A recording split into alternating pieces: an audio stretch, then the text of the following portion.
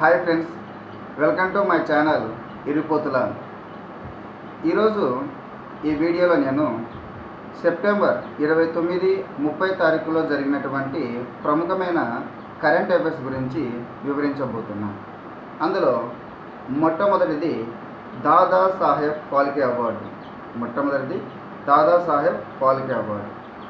2024 సంవత్సరం గాను దాదా సాహెబ్ ఫాల్కే అవార్డు ప్రముఖ బాలీవుడ్ నటుడైనటువంటి మిథున్ చక్రవర్తి ఎవరికి వచ్చింది? మిథున్ చక్రవర్తికి రావడం జరిగింది. దాదాసాహెబ్ ఫాల్కే అవార్డు మొట్టమొదటిసారిగా 1969లో ఇంట్రడ్యూస్ చేశారు. మొట్టమొదటిగా దాదాసాహెబ్ ఫాల్కే అవార్డు దేవికా రాణి ఎవరికి వచ్చింది? దేవికా రాణి ఇంట్రడ్యూస్ చేసింది 1969. మొట్టమొదటి దాదాసాహెబ్ ఫాల్కే అవార్డు గ్రహీత ఎవరంటే దేవికా రాణి. 2024 ప్రస్తుత సంవత్సరానికి దాదాసాహెబ్ ఫాల్కే అవార్డు గ్రహీత ఎవరంటే మిథున్ చక్రవర్తి. దాదాసాహెబ్ ఫాల్కే అవార్డును ఒక సినిమా రంగానికి సంబంధించి భారతదేశంలో అత్యున్నతమైనటువంటి పురస్కారంగా దీన్ని మనం భావించవచ్చు. భారతీయ సినిమాకు అంటే భారతీయ సినిమా యొక్క ఎదుగుదల మరి అభివృద్ధికి విశేషమైనటువంటి కృషి చేసినటువంటి వారికి ఈ అవార్డును అందజేయడం జరుగుతుంది. దాదాసాహెబ్ ఫాల్కే అవార్డులో మనకు స్వర్ణ కమలం షీల్డ్ అదేవిధంగా 10 లక్షల రూపాయల నగదు బహుమతిని అందించడం జరుగుతుంది. దాదాసాహెబ్ ఫాల్కే అవార్డు 2024 గ్రహీత మిథున్ చక్రవర్తి. నెక్స్ట్ నాటో 2025 నార్తో అంటే ఫుల్ ఫామ్ వచ్చేసి నార్త్ అట్లాంటిక్ ట్రీటీ ఆర్గనైజేషన్ అంటారు. నార్త్ అట్లాంటిక్ ట్రీటీ ఆర్గనైజేషన్ అంటారు. 2025లో ఈ యొక్క నాటో తూర్పు ఫిన్లాండ్లో అంటే మనకి ఈస్ట్ ఫిన్లాండ్ ప్రాంతంలో రష్యా సరిహద్దు సమీపంలో మిక్కేలి అనేటటువంటి ప్రాంతంలో కొత్త ల్యాండ్ కమాండ్ను ఏర్పాటు చేయడం జరుగుతుంది. సో నాటో అంటే నార్త్ అట్లాంటిక్ ట్రీటీ ఆర్గనైజేషన్ ఇది ఈ ఉత్తర అట్లాంటిక్ మహాసముద్రం కొన్ని దేశాల యొక్క సమూహం అన్నమాట. ప్రముఖంగా ఇప్పుడు రష్యా మరియు ఉక్రెయిన్ యుద్ధం జరుగుతున్నటువంటి నేపథ్యంలో ఇక్కడ మనకు నాటో అనేటటువంటిది చాలా ప్రముఖమైన పాత్ర వహిస్తూ ఉంది. సో ఆ యుద్ధం నేపథ్యంలోనే ఈ యొక్క నాటో ఏం చేస్తుందంటే తూర్పు ఫిన్లాండ్ ప్రాంతంలో నాటో కమాండ్ను ఏర్పాటు చేయడం జరుగుతుంది.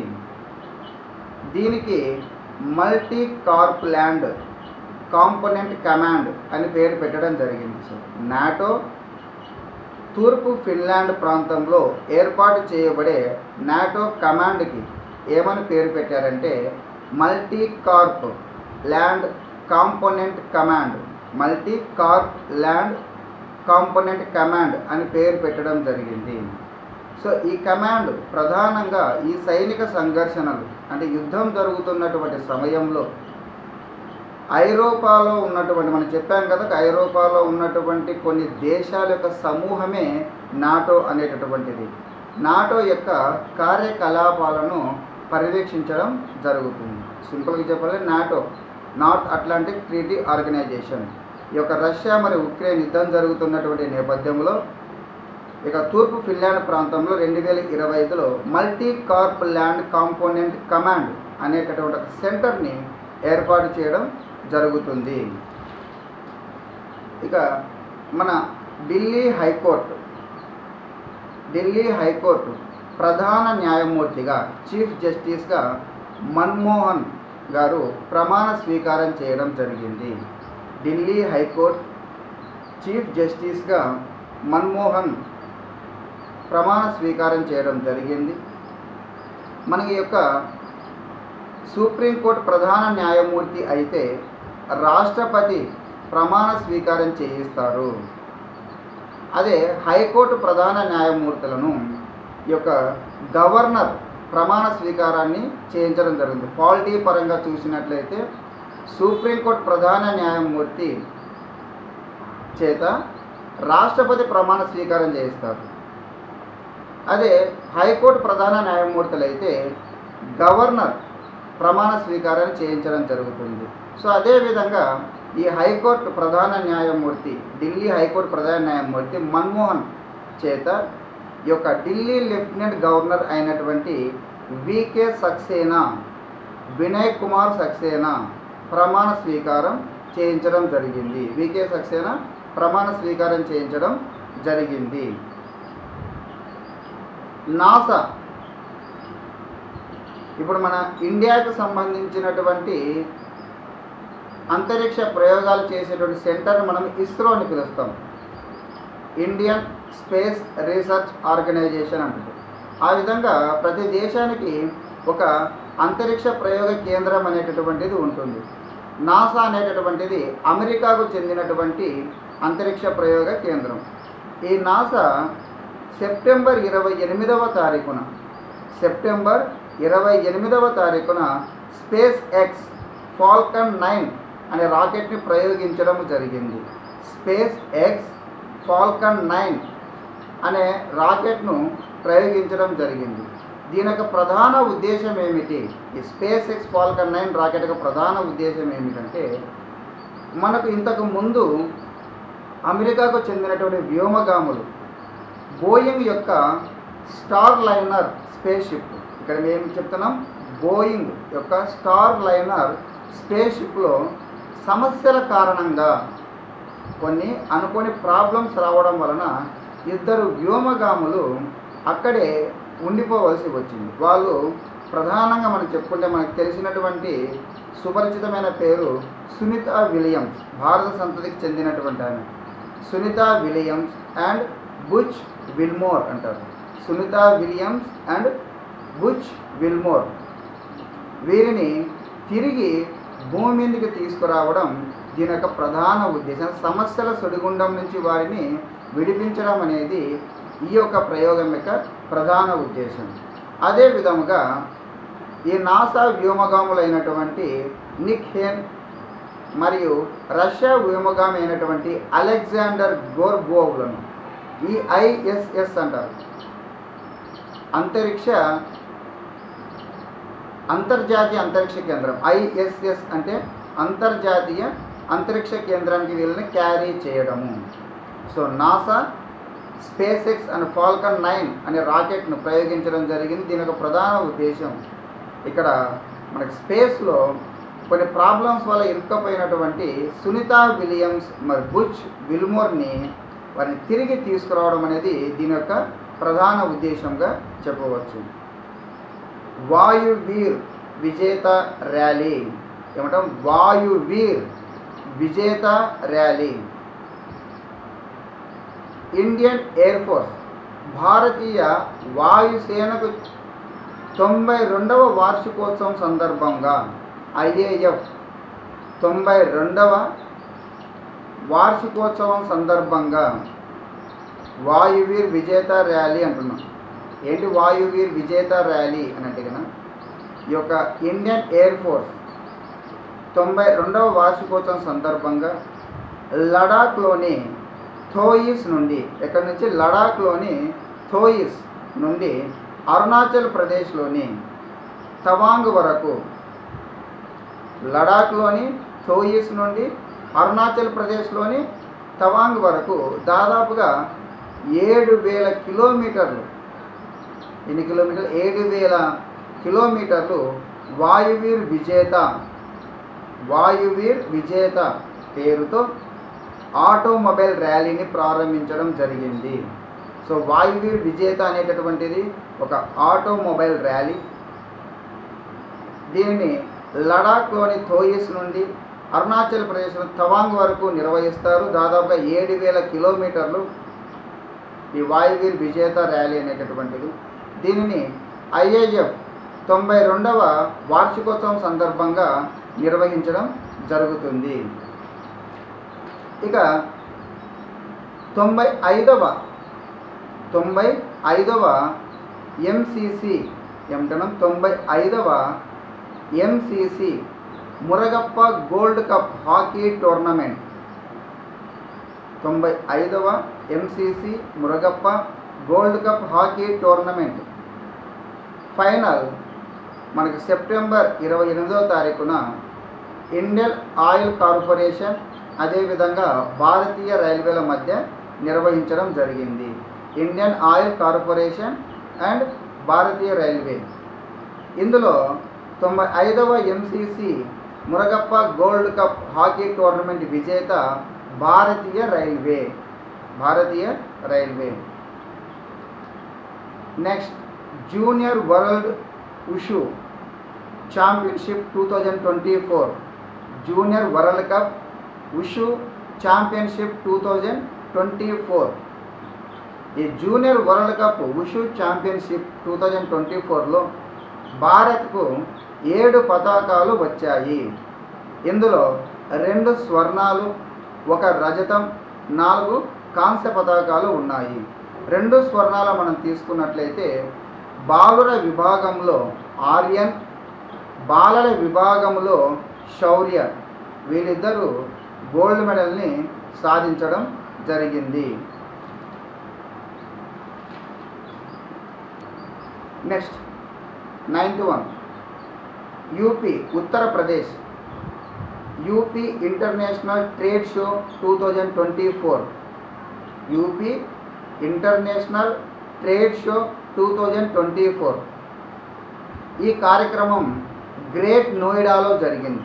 ఎక్కడ జరిగింది? గ్రేట్ నోయిడాలో జరిగింది. ఇందులో అత్యాధునిక పవర్ సొల్యూషన్లను ప్రదర్శించినందుకు గాను టీహెచ్డిసి ఇండియా లిమిటెడ్ అంటారు. టీహెచ్డిసి ఇండియా లిమిటెడ్కి బెస్ట్ డిస్ప్లే అవార్డు వచ్చింది. ఏ అవార్డు వచ్చింది? బెస్ట్ డిస్ప్లే అవార్డు వచ్చింది. ఇక కొత్త క్యాట్ ఫిష్ను కనుక్కున్నారు. బరాక్ నదీ వ్యవస్థలో భాగమైనటువంటి నాగాల్యాండ్లోని రిజ్యూ లేక్ అంటారు. రిజ్యూ లేక్ అని అంటారు.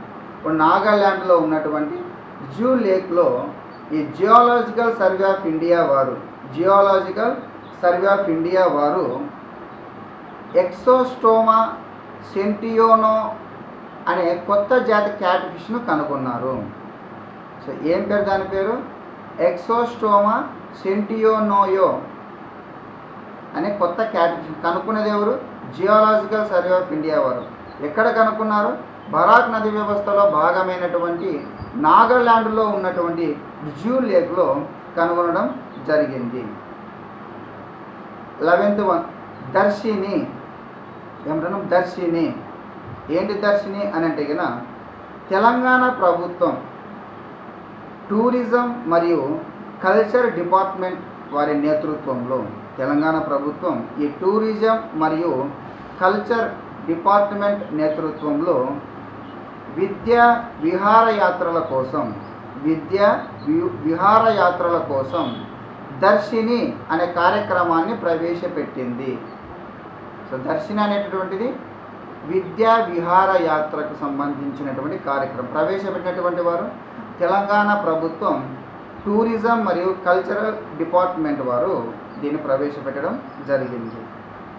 ఇక మోస్ట్ ఇంపార్టెంట్ ఉష్ణమండల తుఫాను క్రాథాన్. ఉష్ణమండల తుఫాను క్రాథాన్. ఈ తుఫాన్ని మనము ఇంగ్లీష్లో టైఫూన్ అని అంటాం. సో ఉష్ణమండల తుఫాన్ క్యాథ్రాన్, దీన్నే ట్రాపికల్ స్మార్ట్ క్యాథ్రాన్ అని కూడా పిలుస్తారు. ట్రాపికల్ స్టార్మ్ క్రాథాన్ అని కూడా అంటారు. ఈ యొక్క ఉష్ణమండల తుఫాన్ అయినటువంటి క్రాథాన్ వల్ల ఈ ఆసియా తూర్పు ప్రాంతంలో ఉన్నటువంటి ఆసియా ఖండములో తూర్పు ప్రాంతంలో చాలా అత్యధిక ప్రభావం పడనుంది ఈ ఉష్ణమండల తుఫాను క్రాథాన్ వలన. దీనివలన ఎక్కువ ప్రభావానికి ఆసియా మండలం తూర్పు ప్రాంతం ఎక్కువ ప్రభావానికి లోనయ్యేటటువంటి కంట్రీస్ ఏవంటే గిన ఫిలిప్పీన్స్, దక్షిణ కొరియా అండ్ తైవాన్. ఓకే, దీన్ని ఉష్ణమండల తుఫాన్ క్రాతాన్ లేదా ట్రాపికల్ స్టార్మ్ క్యాథ్రాన్ అని కూడా చెప్పవచ్చు. ఇక Nehru trophy boat race, Nehru trophy boating race. Boat రేస్లకు ఇండియాలో పెట్టింది పేరు కేరళ రాష్ట్రం. ఇండియాలో ఈ బోటింగ్ రేసులకు పెట్టింది పేరు ఏ రాష్ట్రం అంటే కన్నా మనకు కేరళ రాష్ట్రం. ఓణం పండుగ సందర్భంగా అక్కడ బోటింగ్ రేసులు అనేటటువంటివి జరుగుతాయి. ఈ 70వ నెహ్రూ ట్రోఫీ బోటింగ్ రేసు కేరళలోని అలప్పూజాలో ఉన్నటువంటి పున్నమడ అనే సరస్సులో జరిగింది. కేరళ రాష్ట్రంలోని అలప్పూజ అనే ప్రాంతంలో ఉన్నటువంటి పున్నమడ అనే సరస్సులో నిర్వహించడం జరిగింది. ఈ యొక్క బోటింగ్ రేసులో పల్ల తురెత్తి బోట్ క్లబ్కు చెందినటువంటి కరిచల్ చుండన్ జట్టు వరుసగా 6వసారి ఈ యొక్క నెహ్రూ ట్రోఫీ బోటింగ్ రేస్ విజేతగా నిలవడం జరిగింది. Next 14th one, World Health Organization గణాంకాల ప్రకారము, ఈ మధ్యలో విడుదల చేసిన కొన్ని గణాంకాల ప్రకారము ఒక భయంకరమైనటువంటి నిజం.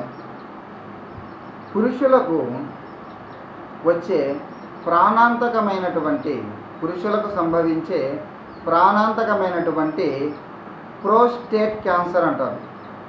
క్యాన్సర్లో చాలా రకాలు ఉంటాయి. పురుషులకే వచ్చేటటువంటి ఒక ప్రాణాంతకమైన క్యాన్సర్ ప్రోస్టేట్ క్యాన్సర్ అంటారు. ఈ ప్రోస్టేట్ క్యాన్సర్ బాధితులు ఎక్కువగా ఇండియాలోనే ఉన్నారు. ఇది ఇంకా భయంకరమైన నిజం ఏమిటంటే ఈ క్యాన్సర్ వచ్చినటువంటి పురుషులు 50 సంవత్సరాల లోపు ఉన్నటువంటి వారే ఎక్కువగా ఉండడం ఇక్కడ గమనార్హం. ప్రోస్టేట్ క్యాన్సర్ వచ్చినటువంటి పురుషులు భారత్లో ఎక్కువ ఉన్నారు. అందులో 50 సంవత్సరాల లోపు వారు ఎక్కువగా ఉన్నారు. ఈ యొక్క వరల్డ్ హెల్త్ ఆర్గనైజేషన్ సెప్టెంబర్ నెలని, ఈ యొక్క సెప్టెంబర్ మంత్ని ప్రోస్టేట్ క్యాన్సర్ మంత్గా పాటించడం జరిగింది. సెప్టెంబర్ మంత్ని అడుగుతారు, వరల్డ్ హెల్త్ ఆర్గనైజేషన్ ఏ మంత్ని లేదా ఏ నెలను ప్రోస్టేట్ క్యాన్సర్ నెలగా పాటించడం జరిగింది, లేదా భారతదేశం ఏ దేశంలో ఎక్కువగా ఉన్నారు, భారతదేశంలో ఏ నెల, సెప్టెంబర్ నెలని. దాదాపు 2022లో వరల్డ్ హెల్త్ ఆర్గనైజేషన్ గణాంకాల ప్రకారం 2022లో దాదాపుగా భారత్లోనే 14 లక్షల మంది పురుషులు ఈ ప్రోస్టేట్ క్యాన్సర్ బారిన పడడం జరిగింది.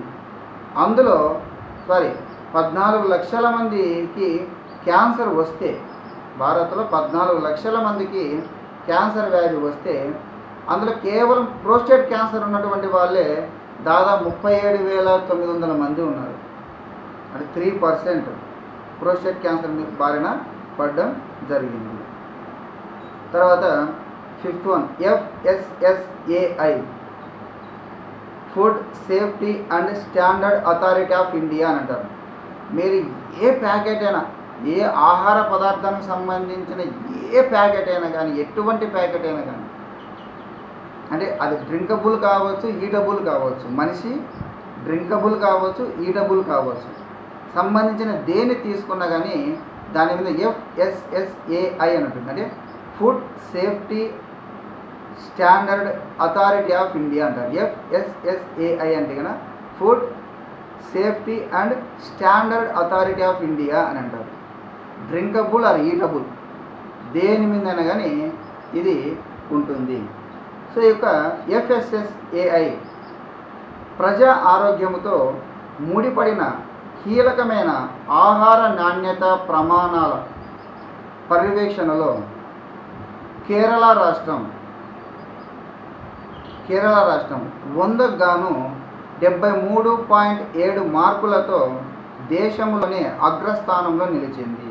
అంటే ప్రజారోగ్యానికి సంబంధించి ఆహార నాణ్యత ప్రమాణాలను పాటించేటటువంటి రాష్ట్రాలు, ఆహార నాణ్యతా ప్రమాణాలను పాటించేటటువంటి రాష్ట్రాలలో కేరళ అగ్రస్థానంలో ఉంది. రెండవ ప్లేస్లో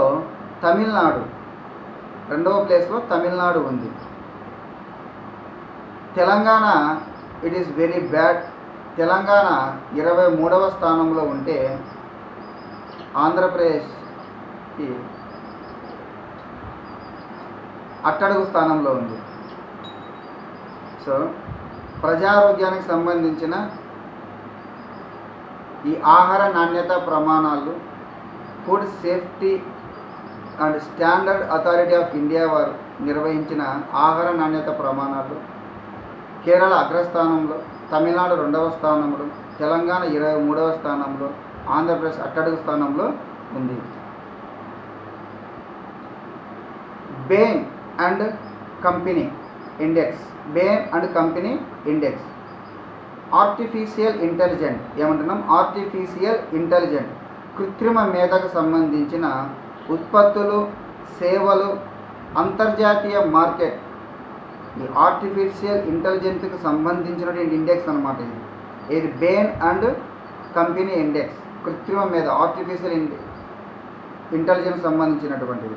అది ప్రతి సంవత్సరం 40 నుంచి 45% వృద్ధి రేటుతో 2027 నాటికి $990 బిలియన్ స్థాయికి చేరుకుంటుందని ఈ బేన్ అండ్ కంపెనీ విడుదల చేసినటువంటి 5వ వార్షిక గ్లోబల్ టెక్నాలజీ రిపోర్ట్. ఇండెక్స్ పేరు ఏం పేరు పెట్టారు? బేన్ అండ్ కంపెనీ నివేదిక. ఆ ఇండెక్స్ పేరు ఏం పేరు అంటే కానీ గ్లోబల్ టెక్నాలజీ రిపోర్ట్లో తెలపడం జరిగింది. జపాన్ ప్రధానమంత్రిగా షిగేరు ఇషిబా. మనకు జపాన్లో మన దేశంలా కాదు, జపాన్ పార్టీకి ఎవరైతే అధ్యక్షుడిగా ఉంటారో వారే ప్రధానమంత్రిగా కూడా వ్యవహరిస్తారు.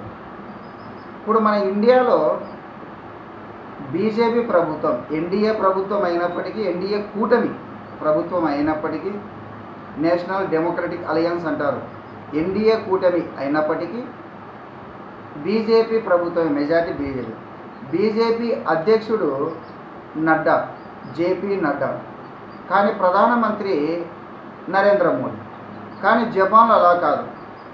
అధికారంలో ఉన్నటువంటి పార్టీకి ఎవరైతే అధ్యక్షులుగా ఉంటారో వారే ప్రధానమంత్రిగా కూడా వ్యవహరిస్తారు.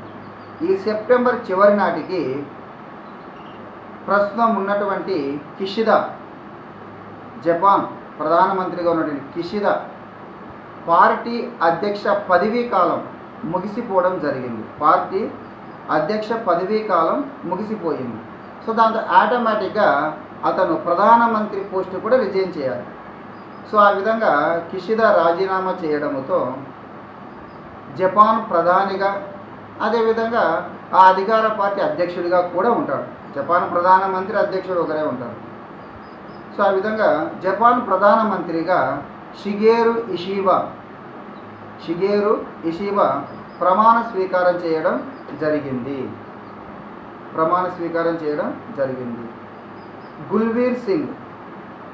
గుల్వీర్ సింగ్కి స్వర్ణ పతాకం.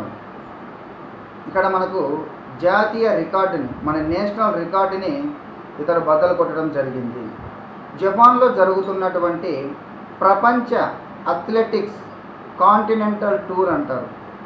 ప్రపంచ అథ్లెటిక్స్ కాంటినెంటల్ టూర్లో భారత రన్నర్ అయినటువంటి గుల్వీర్ సింగ్ జాతీయ రికార్డును సృష్టిస్తూ స్వర్ణం గెలవడం జరిగింది. ఇతను 5000 మీటర్ల పరుగు పందాన్ని 13.1 సెకండ్లో కంప్లీట్ చేసి 13.11 సెకండ్లలో కంప్లీట్ చేసి new national record, world record కాదు, ఇది నేషనల్ రికార్డు. మరి ప్రీవియస్ నేషనల్ రికార్డ్ ఎవరి పేరు మీద ఉందంటే కన్నా గుల్వీర్ సింగ్ మీదనే ఉంది. అది కూడా ఇంతకుముందు ఇతనే 13.18 సెకండ్లలో 5000 మీటర్స్ రన్నింగ్ రేసును కంప్లీట్ చేయడం జరిగింది. ప్రజెంట్ 13.11 సెకండ్స్లో ఈ 5000 మీటర్స్ రన్నింగ్ రేసుని కంప్లీట్ చేశాడు. ఏ టోర్నమెంట్లో అంటే జపాన్లో జరుగుతున్నటువంటి ప్రపంచ అథ్లెటిక్స్ కాంటినెంటల్ టూర్లో ఈ రికార్డును సృష్టించడం జరిగింది. ఇక మన ఆంధ్రప్రదేశ్ సంబంధించి అహోబిలం అనే ఆలగడ్డలో, నంద్యాల డిస్టిక్ ఆలగడ్డ తాలూకాలో అహోబిలం అనేటటువంటి ఒక పుణ్యక్షేత్రం ఉంది. ఈ అహోబిలానికి జాతీయ ఉత్తమ ఆధ్యాత్మిక పర్యాటక కేంద్రం అవార్డు లభించింది. ఏం అవార్డు వచ్చింది?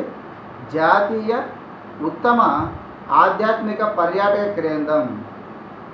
జాతీయ ఉత్తమ ఆధ్యాత్మిక కేంద్రంగా ఎన్నికైనటువంటి ప్రాంతం ఏదంటే కనుక ఆంధ్రప్రదేశ్ నంద్యాల జిల్లా ఆలగడ్డ తాలూకాలో ఉన్నటువంటి అహోబిలం. అదేవిధంగా తెలంగాణకు సంబంధించి నాగర్ కర్నూలు డిస్టిక్లో ఉన్నటువంటి సోమశిల, నిర్మల్ డిస్టిక్లో ఉన్నటువంటి నిర్మల్ ఏరియాని, నాగర్ కర్నూలు డిస్టిక్లో ఉన్నటువంటి సోమశిల, నిర్మల్ డిస్టిక్లో ఉన్నటువంటి నిర్మల్ ప్రాంతమే. ఇవి ఉత్తమ పర్యాటక గ్రామాల పురస్కారాలు అందుకోవడం జరిగింది. ఉత్తమ పర్యాటక గ్రామాలు. అహోబిలం వచ్చేసి జాతీయ ఉత్తమ ఆధ్యాత్మిక పర్యాటక కేంద్రం. సోమశిల, నిర్మల్ వచ్చేసి జాతీయ ఉత్తమ పర్యాటక గ్రామాలు. అది ఆధ్యాత్మిక పర్యాటక కేంద్రం, ఇది ఉత్తమ పర్యాటక గ్రామాలు. ఇక స్వచ్ఛ భారత్కు 10 సంవత్సరాలు. స్వచ్ఛ భారత్కు 10 సంవత్సరాలు. సో స్వచ్ఛ భారత్ ప్రారంభించి 10 సంవత్సరాలు కంప్లీట్ అయినటువంటి నేపథ్యంలో అక్టోబర్ 2వ తారీఖున స్వచ్ఛ భారత్ దివాస్ 2024 స్వచ్ఛ భారత్ దివాస్ 2024 కార్యక్రమంలో నరేంద్ర మోడీ పాల్గొననున్నారు. ఈ కార్యక్రమంలోనే Amrut 2.0, national mission for clean Ganga, Gobardhan పథకాల కింద ప్రాజెక్టులకు శ్రీకారం చుట్టనున్నారు. స్వచ్ఛ భారత్కి 10 ఇయర్స్ కంప్లీట్ అవుతున్న నేపథ్యంలో అక్టోబర్ 2వ తారీఖున స్వచ్ఛ భారత్ దివాస్ 2024ని జరుపుతున్నారు. ఈ కార్యక్రమంలో Amrit 2.0, national mission for clean Ganga, Gobardhan పథకాలకు శ్రీకారం చుట్టనున్నారు. తర్వాత సార్థి 1.0. ఏంటి సార్థి? SARTHIE సార్థి 1.0 సామాజిక సంక్షేమ పథకాలపై అవగాహన. ఈ సామాజిక సంక్షేమ పథకాలు స్టేట్ గవర్నమెంట్, సెంట్రల్ గవర్నమెంట్ సంక్షేమ పథకాలు అందజేస్తూ ఉంటుంది. అవగాహన కల్పన దిశగా సామాజిక న్యాయం సాధికారత విభాగం మరియు జాతీయ న్యాయ సేవా ప్రాధికార సంస్థ నల్సా అని అంటారు. ఈ రెండింటి మధ్య అవగాహన ఒప్పందం కుదిరింది. వేటి మధ్య? ఈ సామాజిక సంక్షేమ పథకాలకు సంబంధించి సామాజిక న్యాయం సాధికారత విభాగం మరియు జాతీయ న్యాయ సేవా ప్రాధికార సంస్థ నల్సా మధ్య అవగాహన ఒప్పందం కుదిరింది. ఈ సార్థి అంటే ఏంటంటే ఇందులోనే భాగము. సార్థి అంటే ఏంటంటే కనుక అత్యంత దుర్భరమైనటువంటి స్థితిలో ఉన్నటువంటి ఈ యొక్క సామాజిక వర్గాలకు ఈ యొక్క వారికి అవగాహన కల్పించడం, కొన్ని విషయాల మీద అవగాహన కల్పించడానికి, న్యాయపరంగా మద్దతును అందజేయడానికి యొక్క ఇటువంటి విషయాల మీద యొక్క ప్రభుత్వ పథకాల, సంక్షేమ పథకాలు సౌలభ్యత, మరి కొన్ని విషయాల మీద అవగాహన కల్పించడం కోసం, న్యాయపరంగా మద్దతునివ్వడం కోసం ఈ ప్రభుత్వ సంక్షేమ పథకాల సంబంధించి సౌలభ్యత కల్పనే లక్ష్యంగా ఈ సార్థి 1.0 అనే కార్యక్రమాన్ని కేంద్ర ప్రభుత్వం ప్రారంభించడం జరిగింది. సో ఫ్రెండ్స్, సెప్టెంబర్ 29, 30కి సంబంధించిన కొన్ని ప్రధానమైన కరెంట్ అఫైర్స్ నేను వివరించడం జరిగింది. ఇంకా ఉన్నాయి, ఐఐఎఫ్ఈ అవార్డ్స్ ఉన్నాయి. కొన్నింటిని సపరేట్ వీడియోలో, అంటే మనకి ఇందులో ఇప్పుడు ఐఐఎఫ్ఈ అవార్డు అనేది